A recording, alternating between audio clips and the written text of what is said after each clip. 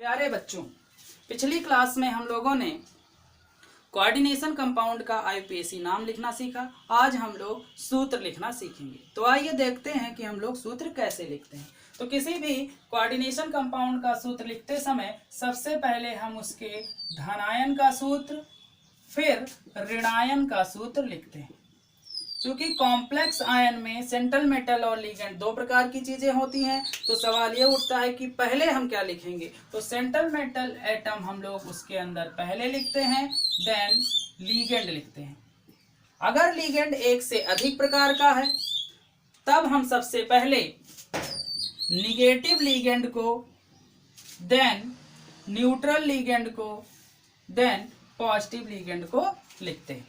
अगर एक ही प्रकार के एक से अधिक लिगेंड हैं तब हम उसे अल्फाबेट के अकॉर्डिंग लिखते हैं, यानी कि जिसका अल्फाबेट पहले आता है उसे पहले और जिसका बाद में आता है उसे हम बाद में लिखते हैं। आइए अब इसे हम कुछ एग्जाम्पल से समझ लेते हैं। चलिए, जैसे पहला क्वेश्चन है पोटेशियम हेक्सासाइनोफेरेट सेकेंड। देखिए, सबसे पहले जो नाम लिखा होता है वो पॉजिटिव पार्ट होता है, फिर उसके बाद निगेटिव पार्ट होता है। तो सूत्र लिखते समय सबसे पहले हम लोग पॉजिटिव पार्ट का नाम लिखते हैं। पॉजिटिव पार्ट यहाँ पर पोटेशियम है, इसलिए पोटेशियम को हम के लिखेंगे। अब जो निगेटिव पार्ट है वो आपका कॉम्प्लेक्स आयन है, इसलिए हम बड़े ब्रैकेट के अंदर लिखेंगे। और बड़े ब्रैकेट में सबसे पहले हम सेंट्रल मेटल एटम लिखते हैं। सेंट्रल मेटल एटम यहाँ पर फेरेट है यानी Fe है। फिर लिगेंड साइनो है, वो भी हेक्सा यानी 6 है। अब फेरेट सेकेंड, यानी कि जो फेरेट यानी आयरन है, आयरन का ऑक्सीडेशन नंबर सेकेंड है। इसको कैसे सेटिस्फाई करेंगे, तो इसके लिए हम जो बड़े ब्रैकेट के बाहर की चीज होती है उसे हम मान लेते हैं कि उसका ऑक्सीडेशन नंबर x है। तो यहाँ पर K का हो गया x, Fe का चूंकि 2 दिया गया है, Cn का हो जाएगा -6, कोई चार्ज नहीं इसलिए 0, x - 4 = 0, x +4, यानी बाहर वाले का टोटल ऑक्सीडेशन नंबर +4 आना चाहिए।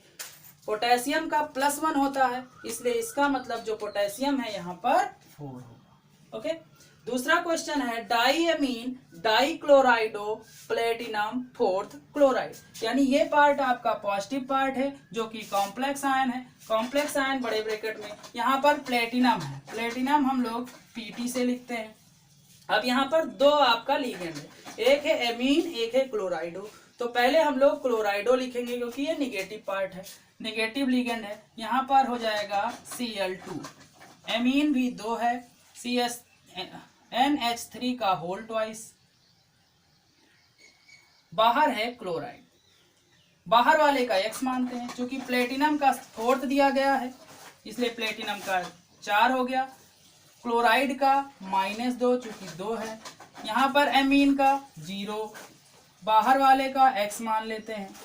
यहाँ से हो गया x + 2 = 0, यानी x = -2, यानी बाहर वाले का टोटल ऑक्सीडेशन नंबर -2 आना चाहिए, जबकि क्लोराइड का -1 होता है। इसका मतलब यहाँ पर क्लोराइड 2 होना चाहिए। तीसरा क्वेश्चन हम लोग देखते हैं, लिखा है टेट्राएमीन कॉपर सेकेंड सल्फेट, यानी ये आपका पॉजिटिव पार्ट जो कि कॉम्प्लेक्स आयन, इसमें central metal atom copper, copper मतलब Cu, फिर लिगेंड एमीन, वो भी कितना टेट्रा यानी कि 4, फिर सल्फेट। सेटिस्फाई करके देखते हैं +2 को।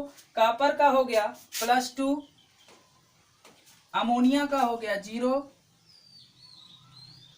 इसका सल्फेट का हम लोग मान लेते हैं x है, जो कि बाहर वाले का x मानते हैं। यहाँ से हो गया x = -2, यानी जो कॉम्प्लेक्स आयन के बाहर वाली चीज है उसका टोटल ऑक्सीडेशन नंबर -2 आना चाहिए, और सल्फेट का -2 होता है। इसका मतलब इसका फार्मूला ये होगा। ये एग्जाम्पल अगर हम लोग देखें तो लिखा है tetraammine aqua क्लोराइडो cobalt 3rd chloride, यानी ये आपका पार्ट पॉजिटिव पार्ट जो कि कॉम्प्लेक्स आयन है। इसमें सबसे पहले हम लोग सेंट्रल मेटल एटम का नाम यानी कोबाल्ट, कोबाल्ट हो गया CO। फिर इसमें 3 लिगेंड है, एक है एमीन, एक है एक्वा, एक है क्लोराइडो, यानी एमीन और एक्वा तो न्यूट्रल है और क्लोराइडो निगेटिव है। तो पहले हम लोग निगेटिव लिखते हैं, ये हो गया Cl।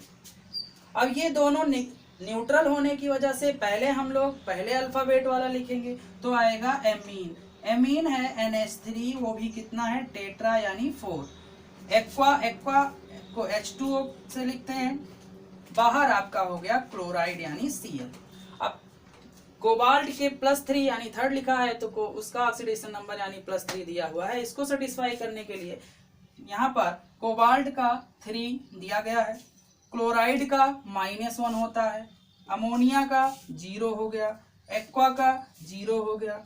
बाहर वाले को हमेशा X मानते हैं, टोटल हो गया 0। यहाँ से 2 + X = 0 यानी X = -2, यानी बाहर वाले का टोटल ऑक्सीडेशन नंबर -2 होना चाहिए, जबकि क्लोराइड का -1 होता है। तो -2 कब होगा, जब क्लोराइड यहाँ पर 2 होगा। इसका फार्मूला ये हो गया। आइए कुछ एग्जाम्पल और देख लेते हैं। चलिए अगला एग्जाम्पल है पोटेशियम टेट्रा हाइड्रोक्साइडो जिंकेट सेकेंड, यानी ये आपका पॉजिटिव पार्ट, ये आपका निगेटिव पार्ट। बाहर है पोटेशियम यानी के, कॉम्प्लेक्स आयन है हमारा जिंकेट, जिंकेट मानी कि Zn, हाइड्रोक्साइडो यानी कि OH, वो भी टेट्रा यानी कि 4। अब बाहर वाले का देखते हैं कितना है, तो यहाँ पर जिंक का दिया गया है +2, तो बाहर वाले का हम लोग मान लेते हैं कि टोटल है +X, टोटल है X।